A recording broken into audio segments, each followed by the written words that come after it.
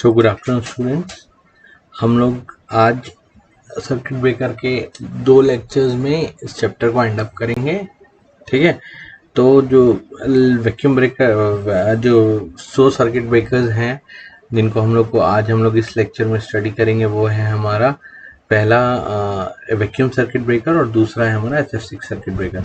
और ये दोनों circuit breaker exam point of view से बहुत महत्वपूर्ण हैं, जो कि तुम लोग को बहुत ज़्यादा इम्पोर्टेंट रहेगा as far as the subject is concern. तो पहला है वैक्यूम सर्किट ब्रेकर। तो वैक्यूम सर्किट ब्रेकर एक ऐसा टाइप का सर्किट ब्रेकर है जिसमें आर्क पंचिंग किसके थ्रू होती है? वैक्यूम के थ्रू।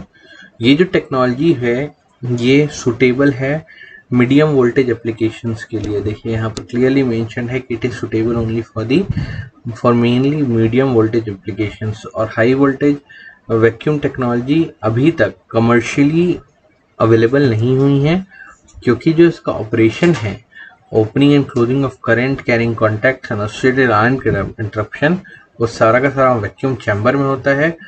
और उस वैक्यूम चैम्बर को ही हम लोग बोलते हैं क्या? वैक्यूम इंटरप्टर, जो कि बहुत इंपॉर्टेंट है। वैक्यूम इंटरप्टर,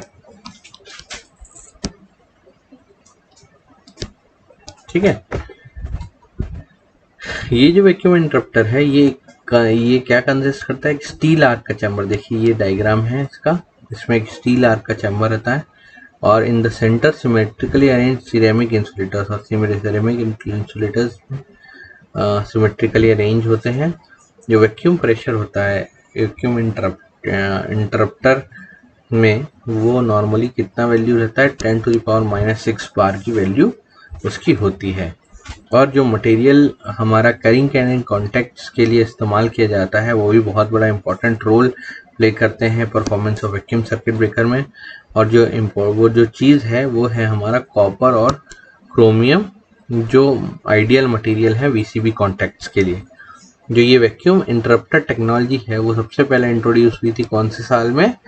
1960 में इस्तेमाल की गई थी। लेकिन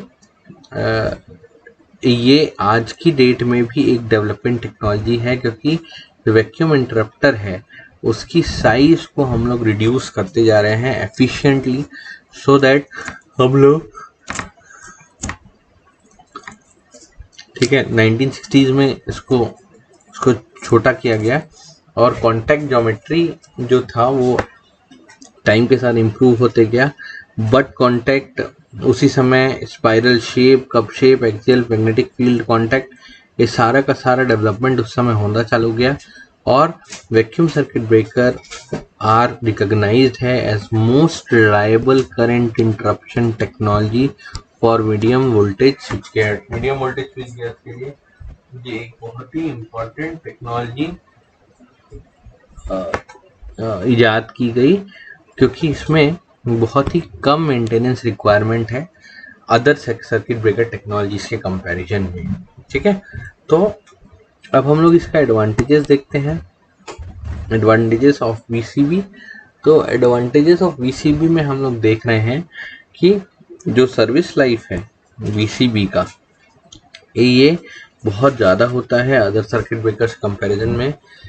किसी भी प्रकार का फायर थ्रेट की कोई गुंजाइश नहीं होती जैसे ऑयल सर्किट ब्रेकर में है। और ये बहुत ही ज़्यादा इन्वायरमेंट फ्रेंडली होता है सब सर्किट ब्रेकर के कंपैरिजन में। तो beside VCB is much user friendly. Contraction के अलावा ये सबसे अच्छा यूज़र फ्रेंडली सर्किट ब्रेकर है। और replacement of vacuum interrupter is much convenient. और क्योंकि हम लोग आसानी से वैक्यूम इंटरप्टर को, अगर वो कभी ख़राब हो जाता है तो उसको हम लोग इजीली क्या कर सकते हैं गाइस? रिप्लेस कर सकते हैं। ठीक है, तो ये तो बात थी इसकी।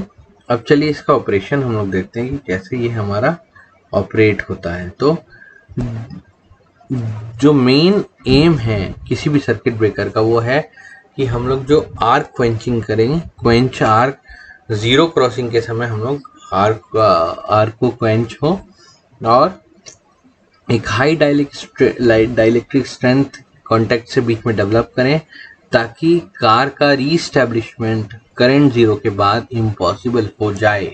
क्योंकि अगर आर्क फिर से रिपीट हुआ तो क्या होगा, हमारा इक्विपमेंट पूरा का पूरा नष्ट हो जाएगा। हाई डाइलेक्ट्रिक स्ट्रेंथ का हम लोग क्या बना रहे हैं, हाई डाइलेक्ट्रिक स्ट्रेंथ का मटेरियल इस्तेमाल करते हैं कॉन्टैक्ट्स को बनाते समय, और जिससे कि जो सर्किट ब्रेकर है वो हमारा क्या हो, जिसमें आर्क क्वेंचिंग बिल्कुल ना हो, ठीक है, या आर्क क्वेंचिंग पूरी तरीके से हो जाए, ठीक है। तो जो डाइलेक्ट्रिक स्ट्रेंथ ऑफ वैक्यूम जो है वो 8 times greater then air. Dielectric strength जो है, dielectric strength of vacuum is 8 times, guys ये बहुत इंपॉर्टेंट एस्पेक्ट है, 8 टाइम्स ग्रेटर देन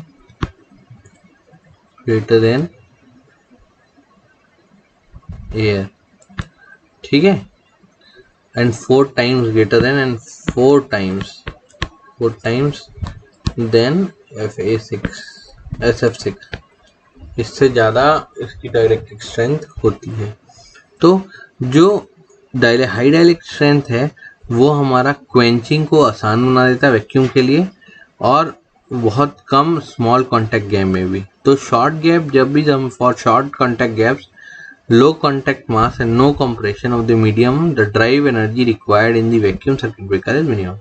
तो जो ड्राइव एनर्जी की रिक्वायरमेंट होती है हमारे सर्किट ब्रेकर में वो इसमें क्या हो जाती है, मिनिमम हो जाती है, ठीक है। when two face to face contact areas are just being separated to each other, ठीक है, they are not done so instantly, instead as the contact area on the contact face is being reduced and ultimately comes to a point, then they are finally detached, ठीक है, ये बहुत important। this happens in a fraction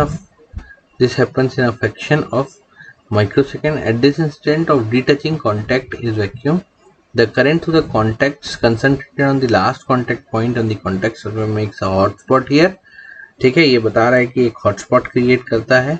और as the medium is vacuum, जैसे कि medium vacuum है तो metal on the contact surface get easily vaporized due to hot spot create and conducting media for the arc, therefore material constituting the arc is very small and thus a feeble arc is established even with high current interruption, ठीक है। the arc will be initiated and continues until the consent of next current zero, ठीक है। देखिए हम लोग यहाँ पर देख सकते हैं इसका cross section of vacuum vacuum interrupter का।